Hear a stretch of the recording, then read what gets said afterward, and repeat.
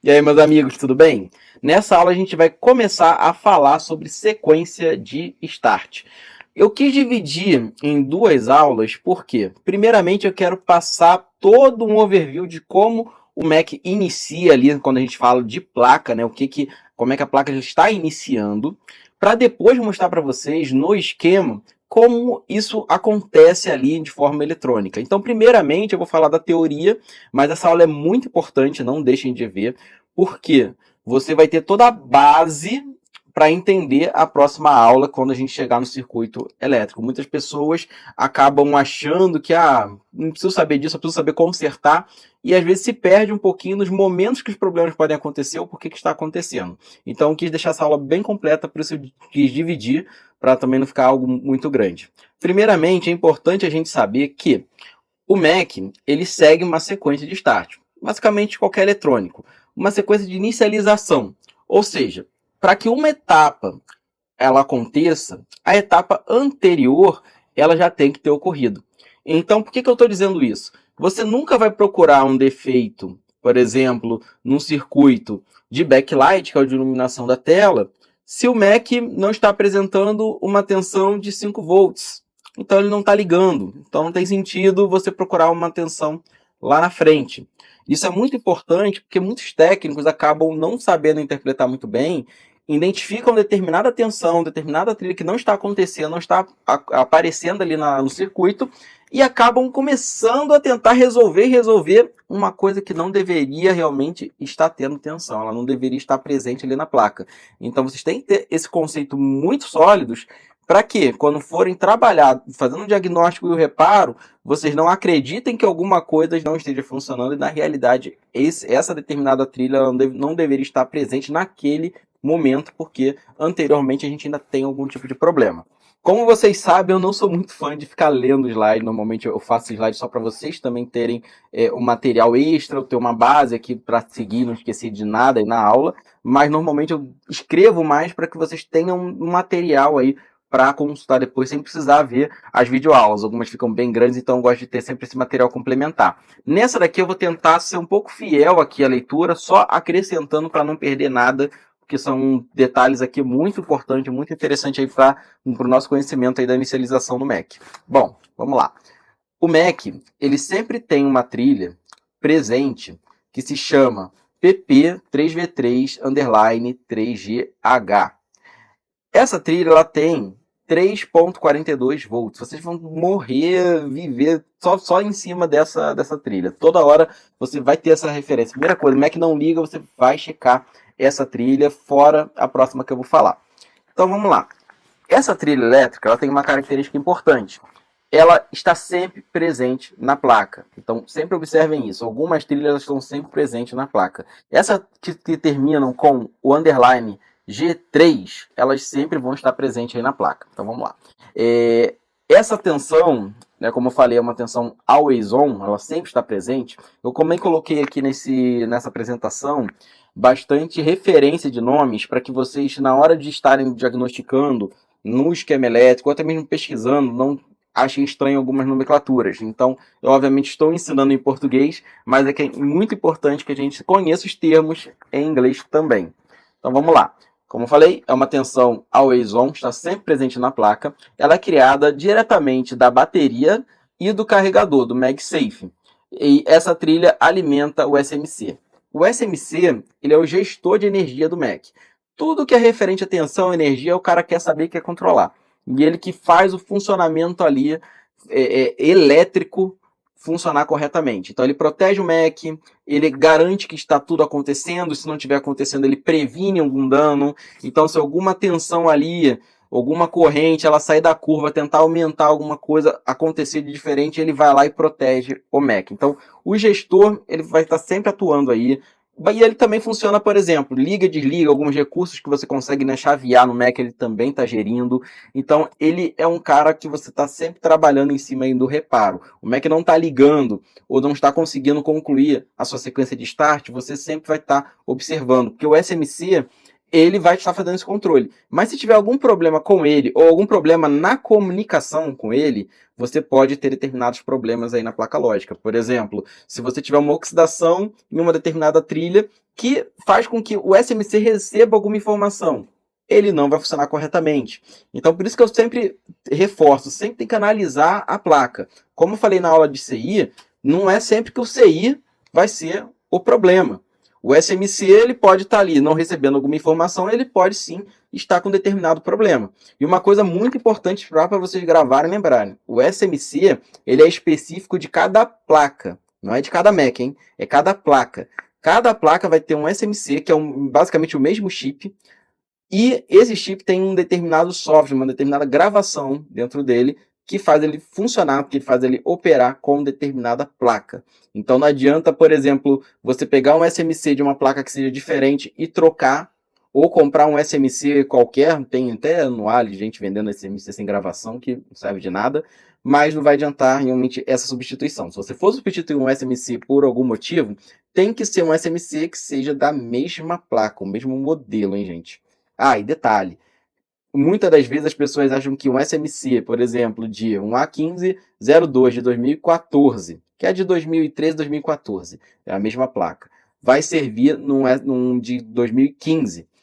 Tem uma diferença, eu já fiz até o teste, se você troca, ele até funciona, mas a resolução fica comprometida, fica uma desconfiguração muito grande ali no equipamento. Então, nem percam o seu tempo. Isso aí, eu já aviso que muitos técnicos acabam tentando fazer isso, e SMC nunca é bom você botar calor desnecessário.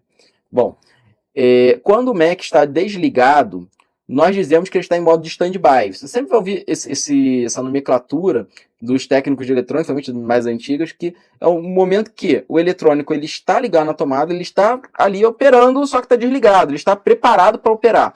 Então, por exemplo, uma TV, você ligou lá na tomada, vai acender uma luz vermelha normalmente indicando, opa, estou aqui esperando você fazer alguma coisa. Você vai lá com o seu controle remoto e liga ou aperta o botão da TV, ela liga. É a mesma coisa no Mac. O Mac ele está, a gente diz que ele está em stand-by quando ele está preparado para ligar. Ou seja, ele está ali ou com a bateria ou com o carregador, o MagSafe, preparando ali para a gente pegar e abrir ele e apertar o botão Power. Fez isso, o Mac ligou, ele vai sair do modo stand-by. Caso o Mac não esteja nem energizado pela bateria nem pelo carregador, a gente não diz que ele está em modo stand-by porque ele não está esperando o comando de ligar. Se você ligar, ele simplesmente não vai fazer nada. Apertou o botão Power, não vai fazer nada. E também chamamos esse modo de Off Mode, modo desligado. E esse Off Mode, a gente tem na placa a referência de G3. Por isso que você sempre vai ver esse G3H, todas essas tensões, presente na placa independente do momento. Então, se ele está em stand-by, que é a parte mais inicial ali da placa, você vai ter essas tensões presentes, sempre presentes. Vamos lá. Mas o SMC fica escaneando, né? Fica esperando o comando do botão Power.